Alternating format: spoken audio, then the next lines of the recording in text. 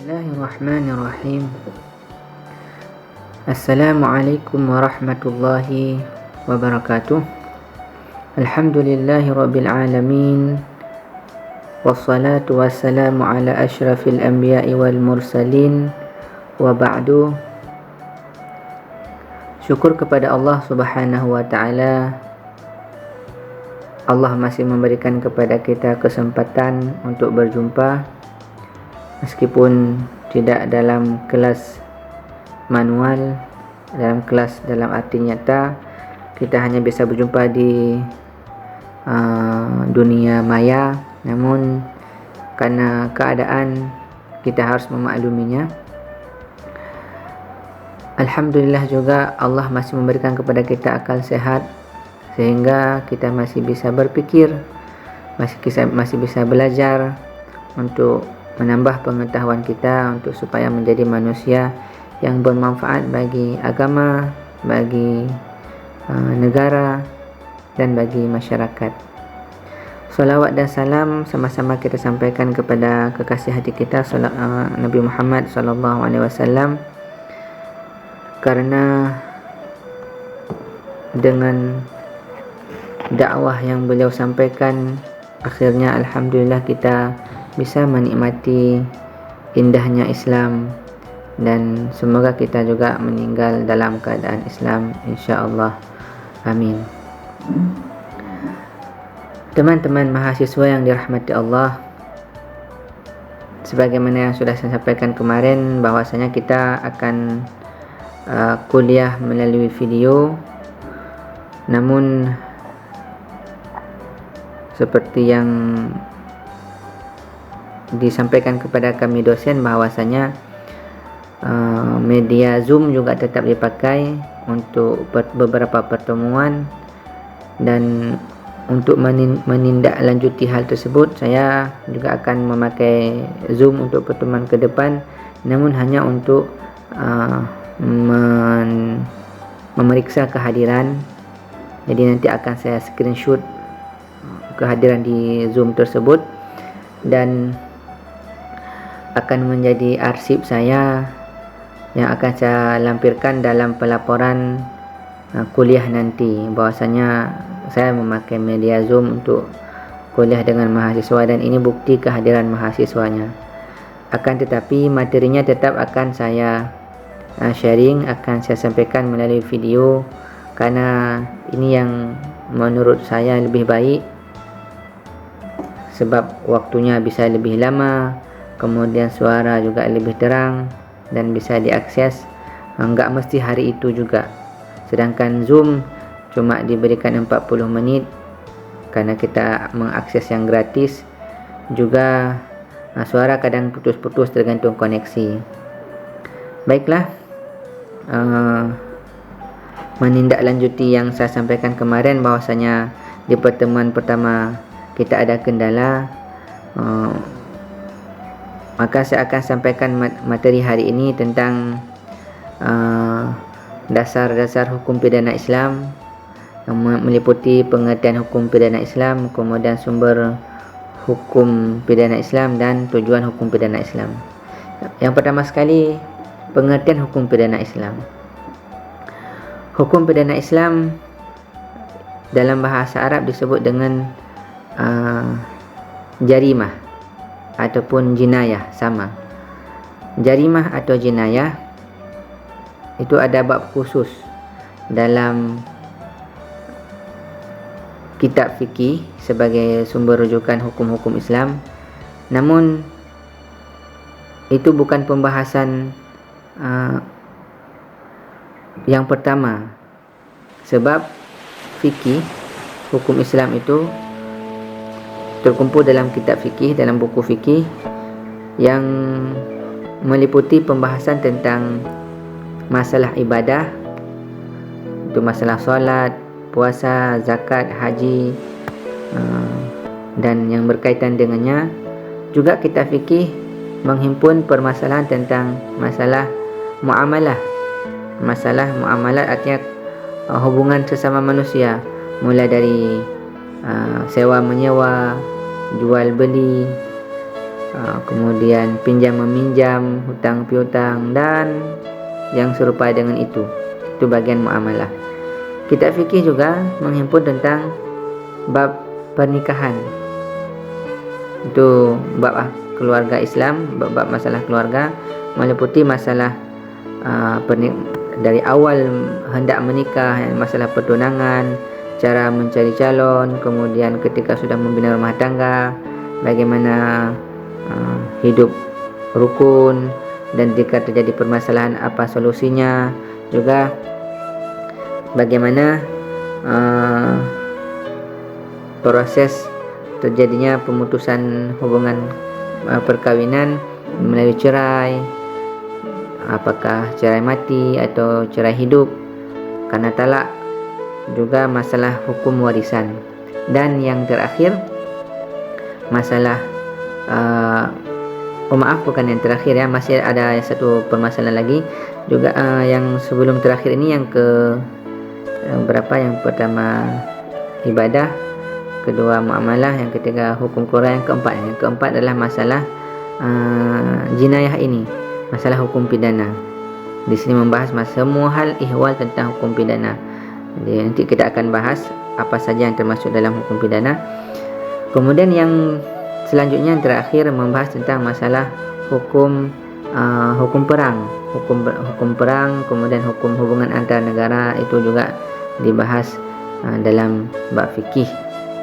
Namun tidak semua hukum perang ini dibahas dalam bab fikih, karena sebagian hukum masalah negara, masalah perang dibahas dalam buku kitab yang lain disebut dengan siasah syariah. Kemudian lagi ke permasalahan kita, bahwasanya hukum pidana Islam disebut dengan jinayah atau jarimah, yang definisinya diberikan oleh para ulama. Apa itu jinayah? Jinayah adalah semua perbuatan yang diharamkan oleh syariat, yang pelakunya diancam dengan hukuman hudud atau ta'zir. Nah, ini perlu digarisbawahi bahwasanya yang pelakunya diancam dengan hukuman hudud atau ta'zir. Ini dia jinayah. Saya ulangi, jinayah adalah dalam hukum Islam ya, hukum pidana Islam. Pidana dalam Islam disebut dengan jinayah atau jarimah, yang definisinya semua perbuatan yang diharamkan oleh syariat, yang diharamkan oleh Allah, yang diharamkan oleh Rasulullah, yang pelaku jinayah tersebut, yang pelaku pidana tersebut, jika dia melakukan perbuatan itu, maka akan diancam dengan hukuman hudud atau ta'zir. Sehingga ada hal-hal yang hukuman, ada perbuatan yang dilarang oleh Allah Subhanahu wa taala namun tidak masuk kategori jinayah. Kenapa? Karena tidak diancam dengan hukuman hudud atau ta'zir. Contoh, Allah Subhanahu wa taala melarang untuk berburuk sangka.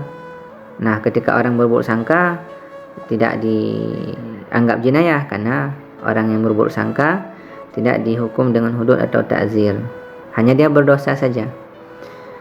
Juga ada perbuatan, contoh Allah melarang kita untuk melihat yang haram. Allah memerintahkan kita untuk menundukkan pandangan. Namun jika ada orang yang tidak menundukkan pandangan, jalan di pasar matanya jelalatan, itu tidak ada hukuman dari hudud ataupun ta'zir. Nah, pertanyaannya sekarang, apa itu hudud? Apa itu ta'zir? Hudud adalah hukuman yang sudah Allah tentukan kadarnya. Allah tentukan berat ringan banyak sedikitnya dalam Al-Quran, adapun sudah dijelaskan oleh Rasulullah SAW dalam hadis. Itu hudud. Hudud adalah hukuman dalam Islam, hukuman yang sudah ada ketentuannya dalam Al-Quran atau hadis. Nah, contoh, kalau dalam Al-Quran ada hukuman qisas. Kalau dibunuh, cara membunuhnya pun sudah jelas, dipotong lehernya. bukan dipancung ataupun ditembak mati. Kemudian kalau orang berzina dicambuk 100 kali, sudah jelas ada ayatnya, 100 kali, enggak kurang enggak lebih, dan seterusnya. Itu hudud.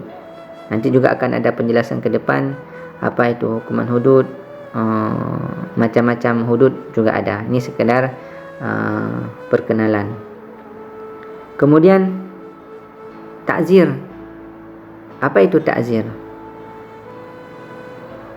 Ta'zir adalah hukuman yang belum ada teks khusus ataupun nas khusus dalam Al-Quran maupun hadis. Hanya ada memang hanya ada ayat yang umum saja. Bahwasanya dalam surah Al-Maidah Allah mengatakan, Allah berfirman, wala ta'thaw fil ardi mufsidin. Kita dilarang untuk melakukan keburukan, kejahatan di muka bumi ini. Jadi semua kejahatan pasti itu bersifat buruk, sifatnya buruk. Kemudian dalam hadis Nabi melarang la darara wa la dirar. Kita dilarang untuk berbuat bahaya bagi diri sendiri, juga dilarang untuk berbuat bahaya bagi orang lain. Nah, ta'zir ini adalah hukuman yang diputuskan oleh hakim berdasarkan pertimbangan sikon yang dia lihat. Jadi hukuman tersebut tidak dijelaskan dalam Al-Quran, juga tidak dalam hadis. Jadi ada suatu kejahatan yang dilakukan oleh seorang Muslim, orang Islam, kemudian kejahatan tersebut ternyata tidak termasuk dalam kategori hudud. Jadi hukumannya diputuskan oleh hakim berdasarkan pertimbangan. Dan kalau negara kita menganut sistem civil law, bahwasanya setiap hukuman itu harus ada undang-undangnya, maka hukuman ta'zir ini berarti hukuman yang sudah tertera dalam undang-undang negara. Namun jika kita merujuk kepada Al-Quran dan hadis, tidak ada hukuman untuk kejahatan tersebut. Contoh umpama kejahatan yang sederhana dalam kasus kita, umpama merusak barang orang, bukan mencuri, merusak barang orang. Katakanlah dia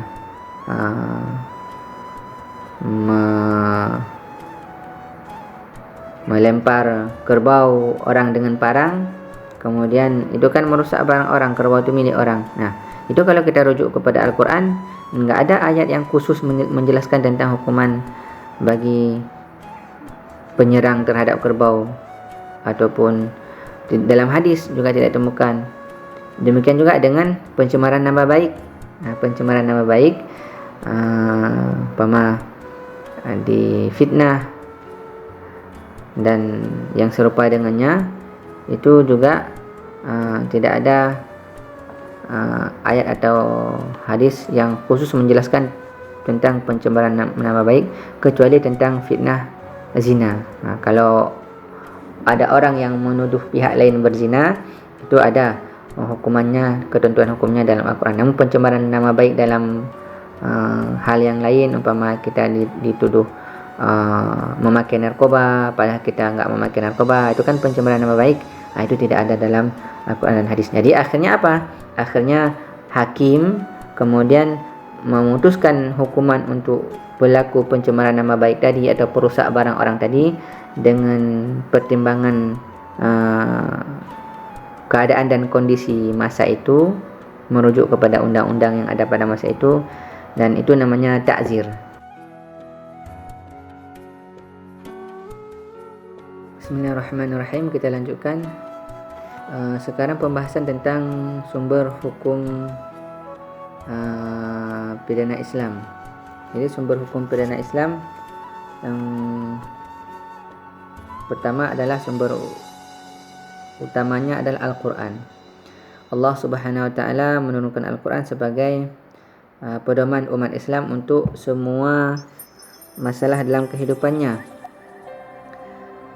Dan Al-Quran itu adalah firman yang Allah turunkan melalui malaikat Jibril kepada Nabi Muhammad SAW selama 23 tahun. Itu 13 tahun di Mekah dan 10 tahun di Madinah. Jadi Allah turunkan secara bertahap, tidak sekaligus. Jadi tidak secara bulat. Allah turunkan dari surat Al-Fatihah sampai surat An-Nas, tapi Allah turunkan secara bertahap. Ada yang Allah turunkan ayat per ayat, dan ada Allah turunkan satu surat sekaligus. Jadi semua hukum Islam harus bermuara kepada Al-Quran. Jadi harus ada rujukannya kepada Al-Quran dan hadis. Itu karena sumber utama hukum Islam dua ini, Al-Quran dan hadis. Jadi dalam masalah pidana juga demikian. Apa kata Allah tentang permasalahan ini? Oh, tidak ditemukan, maka harus dicari apa sabda Rasulullah tentang perkara ini, tentang kejahatan itu. Nah, jika tidak ditemukan, baru nanti kemudian ada sumber yang ketiga. Jadi dalam Al-Quran itu tidak semua pidana Allah jelaskan. Hanya ada 6 pidana yang Allah jelaskan ketentuannya, hukumnya dalam Al-Quran, yaitu tentang pemberontakan, hukum bagi pelaku pemberontakan, kemudian perampokan, yang selanjutnya pencurian, kemudian masalah zina dan menuduh orang lain berzina, dan yang terakhir adalah tentang qisas. Qisas ini masalah pembunuhan, orang yang membunuh kemudian dia akan dibunuh, kemudian orang yang memotong telinga orang lain, maka telinganya dipotong, kemudian orang yang merusak gigi orang lain ataupun mencongkel mata orang lain, itu juga ada ketentuan hukumnya dalam Al-Quran. Jadi dalam Al-Quran itu ada 6 perbuatan pidana yang ada ayatnya, yaitu yang ada ayat Qurannya, yaitu tentang pemberontakan, perampokan, pencurian, zina, selanjutnya menuduh orang lain berzina, dan qisas tadi. Sisanya dalil yang kedua adalah sunnah. Sunnah itu adalah semua perbuatan, semua sabda, semua perkataan, dan juga satu lagi semua keputusan Rasulullah SAW itu dianggap sunnah. Jadi dalam sunnah banyak hukum-hukum yang Nabi sampaikan, sebab tugas sunnah itu sendiri pertama sekali sebagai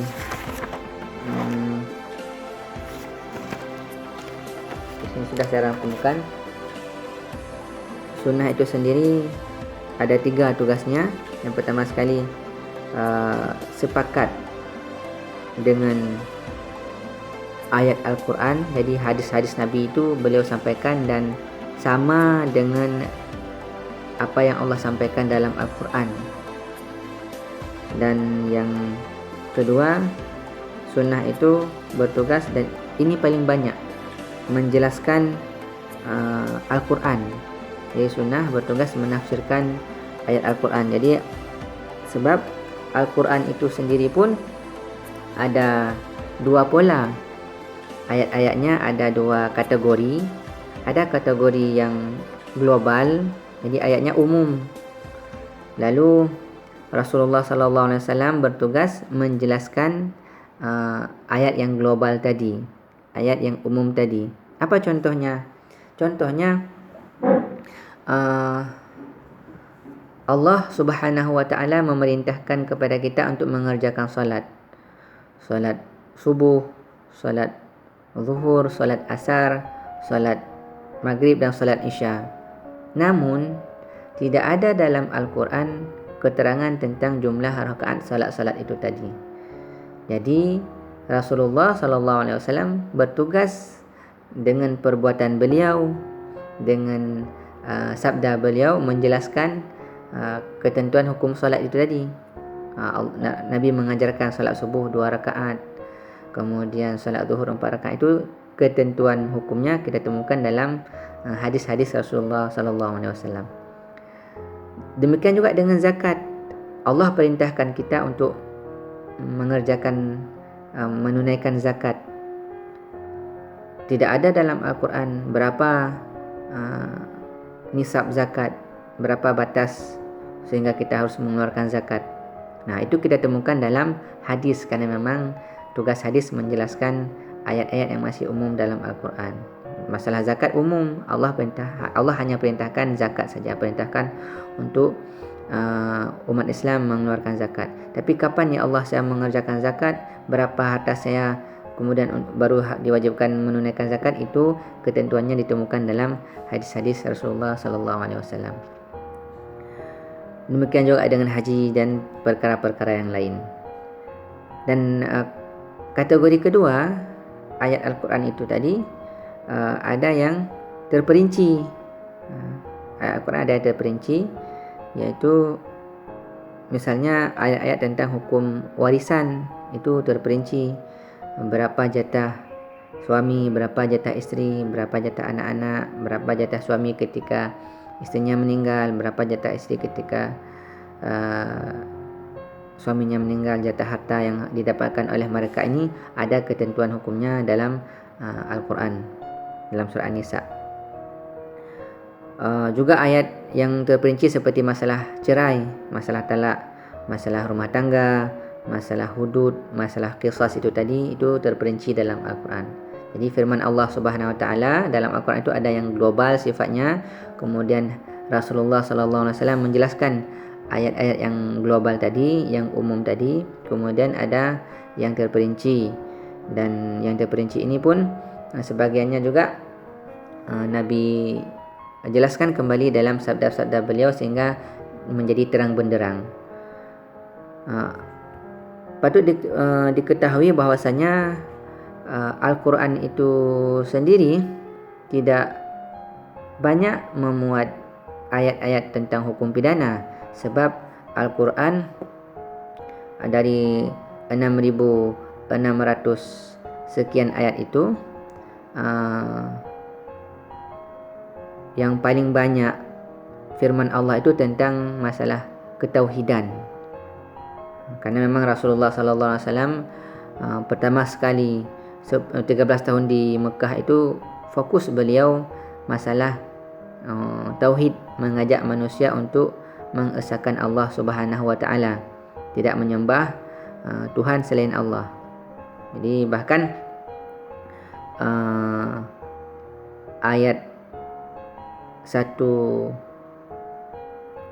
surat ayat kedua surah Al-Baqarah juga dijelaskan bahasanya Alif Lam Mim dzalikal kitabu la raiba fihi hudal lil muttaqin. Al-Quran itu untuk petunjuk bagi orang-orang yang orang-orang yang bertakwa. Jadi petunjuk ini yang pertama sekali adalah menunjukkan kepada mengenal Allah Subhanahu wa taala. Itu yang paling utama kandungan Al-Quran, masalah tauhid, kemudian masalah akhlak, kita dengan Allah, etika kita dengan Allah, etika kita dengan Rasulullah, kemudian tentang tata krama kita dengan orang tua, etika kita dengan masyarakat, itu juga ada dalam Al-Quran. Juga masalah baru, kemudian masalah sebelumnya itu baru masalah tentang kisah-kisah umat terdahulu. Dan ini banyak dalam Al-Quran, kisah-kisah umat terdahulu, kisah-kisah Nabi terdahulu, untuk menjadi pelajaran bagi kita, supaya kita meniru yang baik dan meninggalkan keburukan yang telah terjadi ataupun telah dilakukan oleh umat-umat terdahulu. Supaya apa? Supaya kita tidak tertimpa azab seperti mana mereka rasakan. Kemudian Al-Quran baru, kemudian Al-Quran itu mengandung ayat-ayat tentang hukum, dan hukum pun bukan hukum pidana saja. Banyak hukum-hukum yang non pidana. Ada hukum perdata tentang hutang piutang dan tentang sewa menyewa dan sebagainya. Jadi ayat Al-Quran itu berkategori juga. Ada kategori ayat tentang akidah, ada ayat tentang akhlak, ada ayat tentang kisah-kisah, ada ayat tentang hukum. Demikian penjelasan tentang Al-Quran. Nanti jika ada hal-hal yang ingin ditanyakan, bisa kita diskusikan. Sabda Rasulullah SAW, sunnah itu tadi. Sunnah itu bukan hanya sabda Rasulullah ya. Mohon maaf saya koreksi. Sabda Rasulullah itu satu bagian dari sunnah. Sebab sunnah itu ataupun hadis Nabi itu bukan hanya perkataan Nabi, tapi juga perbuatan. Sahabat melihat bagaimana tingkah laku gerak-gerik Nabi, mereka mencontohnya dan menjadi landasan hukum juga. Dan keputusan Rasulullah SAW, ada kasus-kasus yang kadang-kadang dilakukan oleh sahabat, kemudian mereka ceritakan kepada Nabi. Nabi membenarkan ataupun Nabi mengoreksi perbuatan sahabat itu juga menjadi landasan hukum. Contoh ni, tapi bukan dalam masalah pidana. Contoh, ada dua orang sahabat Nabi, mereka melakukan perjalanan, kemudian di tengah-tengah perjalanan mereka kehabisan air. Karena zaman dahulu beda dengan zaman kita. Kita di mana saja insya-Allah mudah mendapatkan air. Mereka di padang pasir, susah mendapatkan air, kalaupun ada hanya cukup untuk minum saja. Kemudian mereka solat, karena sudah masuk waktu salat, mereka solat, mengerjakan salat dengan bertayamum, tidak berwudu. Setelah mereka salat, mereka melanjutkan perjalanan. Di tengah-tengah perjalanan mereka menjumpai air. Lalu salah seorang dari kedua sahabat Nabi ini berwudu kembali, karena memang waktu salat belum habis. Waktu salat masih ada, dia berwudu dan mengulangi salat yang sudah dikerjakan dengan tayamum tadi. Sedangkan sahabat yang satu lagi, dia tidak mengulangi salat. Dia sudah mengerjakan salat tadi dengan tayamum, ya sudah, berarti sudah selesai. Sedangkan sahabat yang satu lagi, dia mengerjakan lagi salat yang dikerjakan dengan tayamum tadi. Artinya dia sudah mengerjakan dua kali salat, sekali dengan tayamum, sekali lagi dengan wudu. Sampainya di Madinah, mereka berjumpa dengan Rasulullah dan bercerita, "Ya Rasulullah, kami tadi di perjalanan kekurangan air, kemudian kami salat dengan bertayamum, namun karena waktu salat belum habis dan kami menjumpai air, salah seorang di antara kami mengerjakan lagi salat dengan berwudu. Bagaimana ketentuan hukumnya ya Rasulullah?" Kemudian Rasulullah SAW memutuskan perkara ini, dan beliau mengatakan kepada orang yang bertayamum saja kemudian solat dan tidak mengulangi solatnya, Nabi berkata, "Asabta sunnah, kamu telah mengerjakan sesuai dengan sunnah, sudah benar." Kemudian mengatakan kepada orang yang mengulangi solat tadi, "Laka ajrani, kamu dapat 2 pahala." Artinya yang kamu kerjakan boleh juga, sudah benar juga, dan kamu mendapatkan 2 kali pahala. Pahala solat dengan tayamum dan pahala solat dengan berwudu. Nah, itu contoh keputusan Rasulullah. Jadi Rasulullah SAW itu diutus oleh Allah Subhanahu Wa Taala untuk menyempurnakan akhlak manusia, kemudian menebarkan kebaikan di muka bumi ini, menjadi rahmatan lil alamin. Dan sunnah-sunnah Nabi yang sudah kita jelaskan tadi itu ada terhadap hukum Islam. Terhadap hukum Islam itu ada 3 tugas. Terhadap Al-Quran juga sama, ada 3 tugas. Yang pertama, seperti yang sudah sampaikan tadi,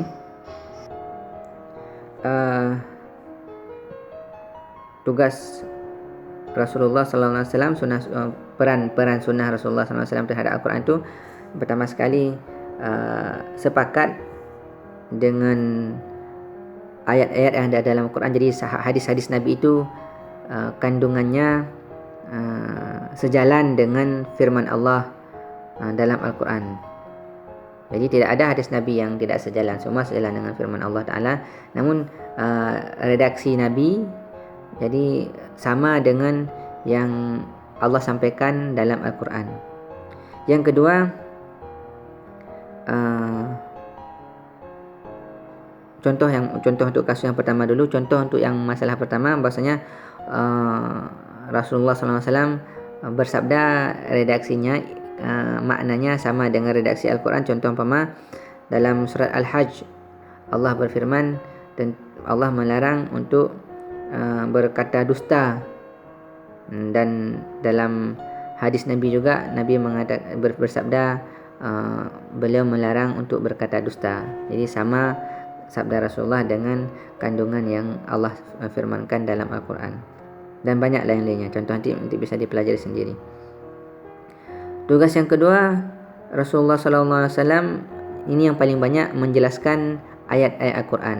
Jadi banyak ayat-ayat Al-Quran yang global yang sudah kita jelaskan tadi, sifatnya global. Jadi Rasulullah SAW merincikan seperti masalah solat, masalah haji, masalah puasa, dan seterusnya.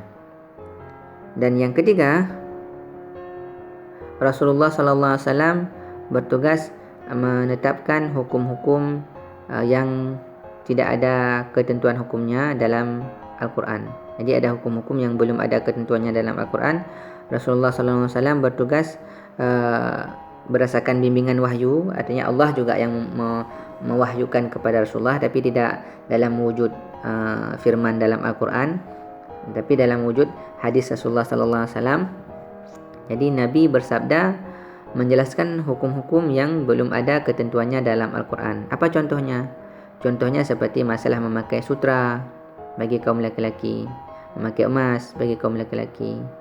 Jadi Nabi bersabda pada suatu ketika Rasulullah SAW meletakkan sutra di paha kanannya, kemudian emas di paha kirinya. Beliau mengatakan kedua benda ini diharamkan bagi kaum lelaki dari umatku dan dihalalkan bagi perempuannya. Itu. Jadi tidak ada dalam Al-Quran kita mencari apa firman Allah tentang hukum memakai sutra, apa firman Allah tentang hukum memakai emas bagi lelaki. Itu tidak ditemukan dalam Al-Quran, tapi ditemukan dalam hadis Rasulullah SAW. Sumber hukum Islam setelah Al-Quran, setelah kita menjelaskan tentang hadis tadi, jadi sumber hukum Islam pertama sekali adalah Al-Quran, yang kedua hadis Rasulullah SAW, yang ketiga adalah qiyas. Qiyas ini masuk kategori ijtihad para ulama. Apa itu qiyas? Qiyas itu adalah analogi. Jadi menyamakan perkara yang baru, yang belum ada ketentuan hukumnya, yang belum ada keterangan syariatnya, dengan perkara-perkara yang sudah ada ketentuan hukumnya dalam syariat. Untuk lebih jelasnya begini. Jadi ada katakanlah kasus baru, masalah pencucian uang. Ini kan kejahatan. Masalah narkoba, masalah sabu-sabu. Sebab dalam Al-Quran dan hadis itu hanya disebut hukum yang dilarang itu adalah khamar, yang dianggap kejahatan memabukkan itu hanya khamar. Dan khamar di masa Rasulullah SAW terbuat dari perasan anggur dan perasan kurma. Mereka fermentasi, kemudian dikonsumsi dan membuat hilang akal sehat. Sedangkan di masa kita sekarang sudah berkembang orang menghilangkan akal sehat itu dengan berbagai macam. Ada dengan sabu-sabu, ada dengan kokain, ada dengan bahkan dengan lem. Nah, itu sebagian orang karena kurang modalnya mereka mengkonsumsi lem. Apa hukumnya dalam Islam? Nah, kalau kita buka Al-Quran, kita cari hukum konsumsi lem untuk fly, konsumsi lem cap kambing atau lem fox, ataupun hukum ganja, enggak dapat ayat tentang yang menyebutkan secara terang benderang masalah ganja. Juga enggak dapat ayat yang menjelaskan secara terang benderang masalah hadis, ya. Tidak ada hadis yang secara jelas menjelaskan tentang hukum ganja, hukum sabu-sabu. Nah, ulama kemudian menyamakan, menganalogikan masalah ganja tadi, masalah sabu-sabu tadi dengan ayat Al-Quran yang menjelaskan tentang khamar. Apa persamaannya? Di mana titik persamaannya? Ternyata kalau orang mengkonsumsi ganja, orang mengkonsumsi lem fox tadi, hilang akal sehatnya. Sama dengan orang yang mengkonsumsi khamar, sama-sama hilang akal sehat. Oh, kemudian mereka menyamakan hukumnya. Berarti berdasarkan Al-Quran dan hadis, hukum lem fox tadi yang dikonsumsi untuk menghilangkan akal sehat, hukum ganja tadi yang dikonsumsi untuk menghilangkan akal sehat, sama dengan hukum mengkonsumsi minuman keras atau khamar yang disebutkan dalam Al-Quran dan hadis. Jadi saya harap bisa dimengerti. Jika tidak dimengerti, kita bincangkan kembali. Jadi ada perkara-perkara baru yang belum ada ketentuan hukumnya. Kemudian ulama menganalogikan, namanya mengkiaskan, menyamakan dengan ketentuan hukum yang sudah ada dalam Al-Quran dan hadis dengan mencari titik persamaannya. Dalam bahasa fikih, dalam bahasa syariat disebut dengan illat. Titik persamaannya di mana sehingga dia sama hukumnya. Banyak sekali permasalahan-permasalahan yang diputuskan dengan kias, dan ini legal karena memang sumber hukum Islam selain Al-Quran, hadis, kias tadi. Dan yang keempat yang disepakati oleh ulama, ini sumber hukum yang disepakati, ya, karena sumber hukum itu sampai 10, namun 6 lagi ada sebagian ulama yang setuju itu sebagai sumber hukum Islam, ada sebagian ulama yang tidak setuju. Tapi mereka semua ulama Islam setuju bahwasanya sumber hukum Islam yang disepakati itu yang paling utama adalah Al-Quran, kemudian hadis Rasulullah sallallahu alaihi wasallam, lalu kias, dan yang terakhir disepakati adalah ijma'. Ijma' itu adalah konsensus. Konsensus artinya apa? Artinya kesepakatan para sarjana Islam, para ulama Islam, para ahli syariah tentang permasalahan hukum. Jadi mereka berkumpul, berembuk, kemudian membahas permasalahan suatu perkara, lalu keputusan mereka ini disebut dengan ijma'. Dan ijma' sudah terjadi semenjak masa sahabat. Jadi masa Rasulullah tidak terjadi ijma' sebab masih ada Rasulullah. Jadi semua permasalahan kalau mereka enggak paham, mereka langsung kembali bertanya kepada Rasulullah. Namun setelah Rasulullah sallallahu alaihi wasallam wafat, mereka kemudian bermusyawarah. Mereka membuat rapat untuk mencari solusi terhadap perkara-perkara yang ketika dicek dalam Al-Quran belum ditemukan keterangannya, dicek dalam hadis belum ada kejelasannya. Akhirnya mereka duduk bermusyawarah, kemudian mereka meneliti secara bersama, merujuk kepada Al-Quran, merujuk kepada hadis, melihat persamaannya, ataupun ada ayat-ayat yang sifatnya umum kemudian menjurus ke sana. Akhirnya mereka sampai kepada sebuah kesimpulan. Nah, kesimpulan itu yang disepakati oleh forum ulama tadi itu disebut dengan ijma'. Kemudian nanti ada sumber-sumber hukum selanjutnya dan akan dibahas di kelompok selanjutnya di pertemuan lain oleh teman-teman. Saya lihat ada di silabus itu.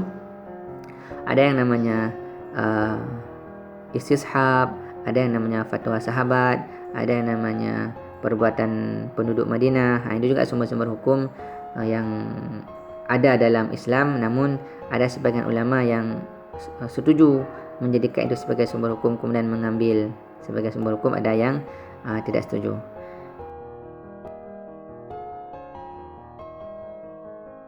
Pembahasan selanjutnya tentang tujuan hukum pidana dalam Islam. Jadi Islam memuat tentang hukum-hukum pidana, apa saja tujuannya. Jadi secara garis besar, hukum-hukum yang Allah syariatkan dalam Islam ini tujuannya ada paling kurang 5, dan sebagian ulama menambahkan sampai menjadi 7. Yang pertama sekali adalah untuk menjaga agama. Jadi syariat yang Allah perintahkan adalah untuk menjaga agama Islam, Jadi hukuman yang Allah perintahkan dalam Al-Quran ataupun yang Nabi sabdakan dalam hadis itu ada yang tujuannya untuk menjaga agama. Apa contohnya? Contohnya dalam Islam diharamkan orang murtad. Jadi orang Islam diharamkan untuk murtad, keluar dari agama Islam. Nah, itu dianggap perbuatan pidana. Orang yang keluar dari agama Islam dianggap perbuatan pidana, walaupun dalam undang-undang negara kita tidak dianggap. Nah, kalau dianggap pidana tentunya ada hukumannya. Ya, ada hukumannya bagi orang yang murtad. Ada hukuman bagi orang yang murtad, dan ada hukuman dalam hukum Islam bagi orang yang melecehkan agama. Nanti kita akan bahas di pertemuan ke depan itu, nanti ada hukuman bagi orang yang murtad. Yang kedua, tujuan hukum pidana dalam Islam, tujuan diterapkannya hukum pidana dalam Islam adalah untuk menjaga jiwa manusia. Contoh untuk menjaga jiwa, Islam memerintahkan kita untuk makan, minum supaya kita tidak binasa, dan melarang pembunuhan dan penganiayaan. Jadi kalau ada orang yang melakukan pembunuhan, ada orang yang melakukan penganiayaan, ada ketentuan hukumnya dalam hukum Islam. Jadi ada balasannya. Yang selanjutnya, Islam hukum pidana Islam itu disyariatkan, diperintahkan untuk menjaga akal manusia. Jadi Allah dan Rasulullah SAW memerintahkan kita untuk menjaga akal. Bagaimana caranya? Allah memerintahkan kita untuk menuntut ilmu, itu menimba ilmu itu untuk melestarikan akal kita supaya kita tidak dibodohi, tidak menjadi orang bodoh dan tidak dijajah. Dan ada hukumannya bagi orang yang merusak akal. Apa contoh merusak akal? Seperti orang minum minuman keras, orang minum khamar, memakai narkoba, itu ada ketentuan hukumnya bagi orang yang mengkonsumsi minuman-minuman terlarang tadi. Selanjutnya, hukum Islam, hukum pidana Islam diperintahkan untuk menjaga keturunan. Makanya ada hukuman bagi pelaku zina. Bagi pelaku zina itu ada hukumannya. Zina yang sudah menikah, orang yang sudah menikah kemudian berzina, ada ketentuan hukumnya. Orang yang belum menikah kemudian berzina, ada ketentuan hukumnya. Untuk menjaga harta, makanya disyaratkan hukuman potong tangan bagi pelaku pencurian yang sudah mencapai kadar untuk diterapkan hukuman potong tangan. Jadi tidak sembarang dipotong tangan, tidak dengan mencuri satu pulpen kemudian dipotong tangan, tidak, dalam hukum Islam tidak demikian. Jadi nanti juga akan ada pembahasannya supaya kita lebih paham. Karena memang salah satu tujuan kita mempelajari hukum Islam, hukum pidana Islam adalah di Fakultas Ilmu Hukum ini, di Prodi Ilmu Hukum, adalah untuk kita tidak salah paham tentang hukum Islam. Karena memang kebanyakan orang yang di luar Islam salah paham tentang hukum Islam. Mereka ketika mendengar tentang hukum Islam langsung teringat cambuk, teringat rajam, teringat potong tangan, padahal tidak demikian. Hukum Islam juga diperintahkan untuk menjaga lingkungan. Lingkungan juga harus dijaga, kerana Allah melarang kita manusia untuk merusak lingkungan. Maka ada ketentuan hukumnya bagi orang yang merusak lingkungan. Hukum Islam juga diperintahkan untuk menjaga persatuan umat. Makanya ada ketentuan hukumnya bagi orang yang merusak persatuan umat, seperti masalah pemberontakan tadi, ada hukumnya dalam Islam. Dilarang fitnah juga untuk menjaga persatuan umat. Tadi kita sudah menjelaskan tentang tujuan hukum pidana Islam secara garis besar, bahwasanya hukum pidana Islam itu disyariatkan, diperintahkan kepada umat Islam adalah untuk menjaga agama, menjaga jiwa, menjaga akal, menjaga keturunan, menjaga harta, menjaga lingkungan, dan menjaga persatuan umat. Ini secara umum dengan contoh-contoh yang sudah saya jelaskan tadi. Secara terperinci, bahwasanya hukum syariat Islam itu diperintahkan untuk pertama sekali menjaga ketertiban umum dan kemaslahatan umum. Jadi hukum Islam yang Allah perintahkan dalam Al-Quran, dalam hadis, kemudian yang dihimpun oleh ulama-ulama dalam kitab fikih mereka, itu tujuan pertama sekali adalah untuk menjaga ketertiban dan kemaslahatan umum. Contoh seperti penerapan hukuman hudud pada perkara zina, pada kasus zina, pada masalah pencurian, pada masalah qadhaf, menuduh orang lain berzina, dan yang serupa dengannya. Itu tujuannya untuk menjaga ketertiban umum dan kemaslahatan umum, supaya apa? Supaya tidak terjadi keributan ataupun kericuhan dalam masyarakat.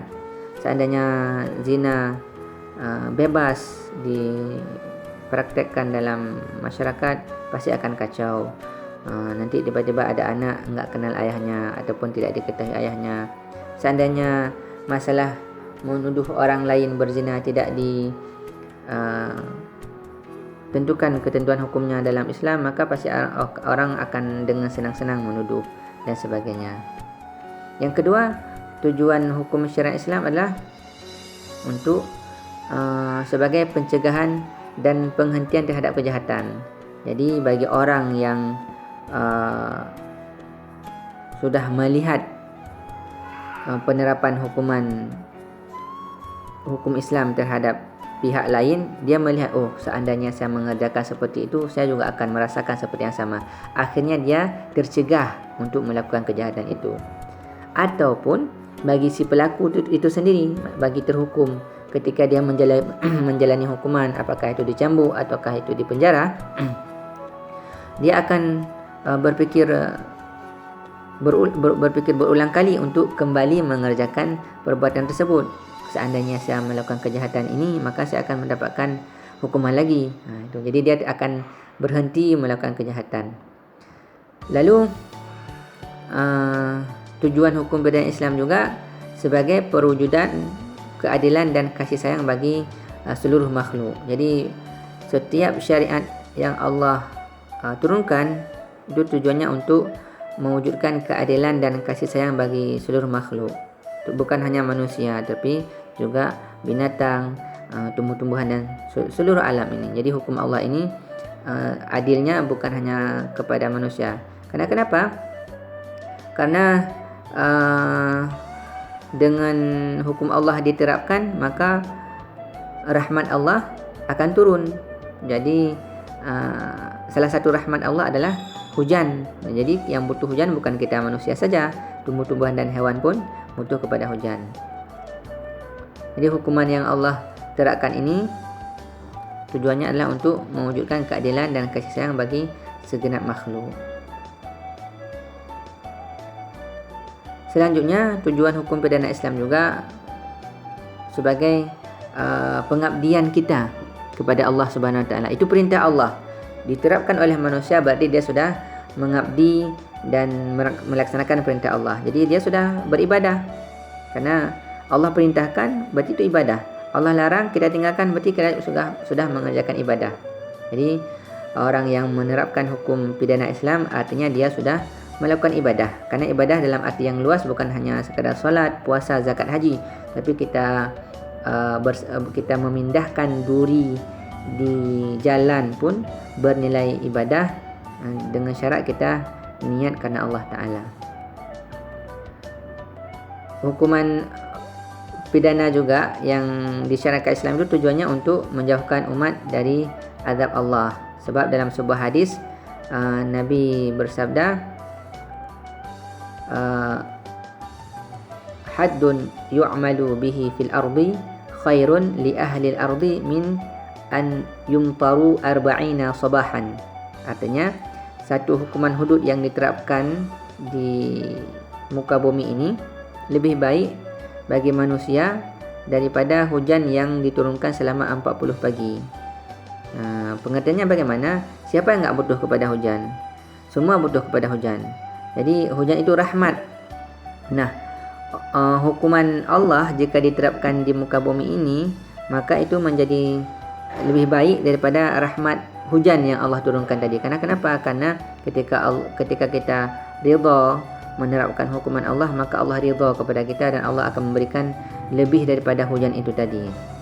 Dan Allah akan mencegah umat manusia ini berselisih. Sebab jika hukum pidana Allah tidak diterapkan, manusia saling dendam, ingin balas dendam, sehingga akan terjadi kekacauan dan perselisihan yang tidak diharapkan.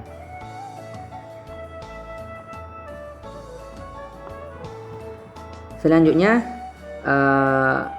hukum pidana Islam Allah turunkan, Allah perintahkan itu sebagai media pelebur dosa dan kesalahan. Jadi orang yang telah menjalani hukuman di dunia, apakah dia pezina ataupun dia meminum khamar, ketika dia sudah mendapatkan hukuman di dunia, maka di akhirat dia tidak akan dihukum lagi untuk kesalahan itu, sebab dia sudah menjalani hukuman di dunia. Tapi kalau dia mengulangi perbuatan tadi dan belum mendapatkan hukuman di dunia dan tidak bertobat untuk kesalahan itu, maka di akhirat dia akan dihukum. Tapi kalau memang dia di dunia sudah melakukan perbuatan pidana dan perbuatan pidana itu tidak berhubungan dengan orang lain, artinya dia melakukan perbuatan yang merugikan diri sendiri, tidak merugikan orang lain, jika dia bertobat, maka kalau taubatnya sungguh-sungguh, pasti Allah akan menerima taubatnya dan insya-Allah di akhirat tidak akan dihukum lagi untuk kesalahan yang sudah dia taubat tadi. Tapi kalau kesalahannya berhubungan dengan manusia, Allah tidak akan menerima taubatnya, tidak akan mengampuni dia selama dia belum memohon maaf kepada orang yang dia zalimi. Ketika si pelaku perbuatan kejahatan di dunia ini sudah dihukum oleh hakim, oleh pelaksana hukuman, maka di akhirat dia sudah bebas dari hukuman terhadap kejahatan yang tadi.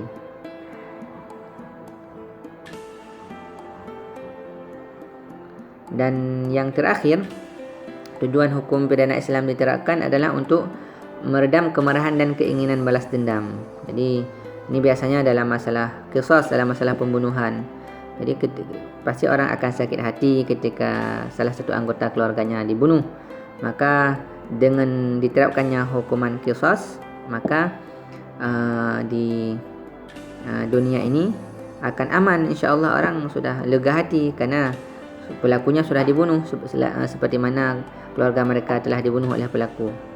Dan kalaupun bahkan jika mereka tidak menuntut untuk pelaku dibunuh, mereka mendapatkan ganti rugi yang namanya diyat, kompensasi itu juga akan melegakan hati